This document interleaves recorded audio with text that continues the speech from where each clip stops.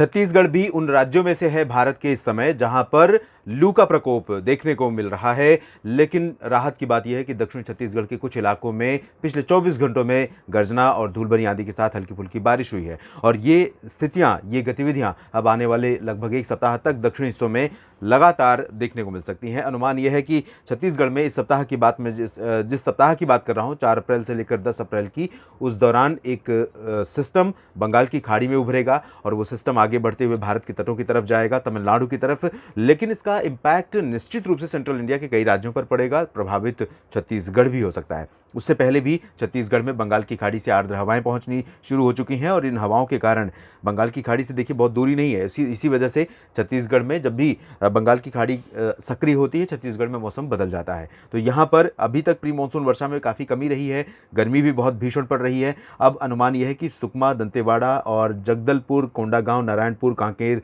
बीजापुर से लेकर धमतरी, गरियाबंद, बालोद, रायपुर, महासमुंद तक इन भागों में अगले 2-3 दिनों के दौरान दोपहर के बाद इसी तरह से प्री मानसून की वर्षा आपको देखने को मिलेगी। धूल भरी आंधी और गर्जना के साथ अचानक बादल बनेंगे और इन बादलों के साथ कुछ बारिश भी आपको देखने को मिल सकती है। लेकिन उत्तरी इलाकों की बात करें तो रायपुर से जो उत्तर के क्षेत्र है, इन भागों में पूर्वी हवाओं का असर कम रहेगा फिलहाल। तो इस वजह से कोरिया, सूरजपुर, बलरामपुर, अंबिकापुर, सरगुजा, जशपुर, बिलासपुर, मुंगेली और कोरबा, साथ ही साथ रायगढ़ और बिलासपुर, ये जो रीजन है, इन भागों में उत्तरी दिशा की हवाओं का असर रहेगा जो कि बहुत गर्म है और शुष्क हैं। तो इन गर्म हवाओं के कारण आपके जो ज़िले हैं, इन ज़िलों में लगातार गर्मी का प्रकोप रहेगा। लेकिन सिचुएशन जो बदल रही है दक्षिणी भागों में, उसका 10-15% भी अगर हम मान लें तो यहाँ पर भी थोड़ी बहुत हवाएं आ सकती हैं और इन हवाओं से 4, 5 और 6 अप्रैल में भले थोड़ा कम दिखेगा, लेकिन 7-8 अप्रैल के बाद जब आप आगे जाएंगे, यहाँ तक कि 10 अप्रैल के बाद, तब यहाँ पर ज़रूर कुछ गतिविधियाँ हो सकती हैं। 10 अप्रैल के बाद जब साइक्लोन स्टॉर्म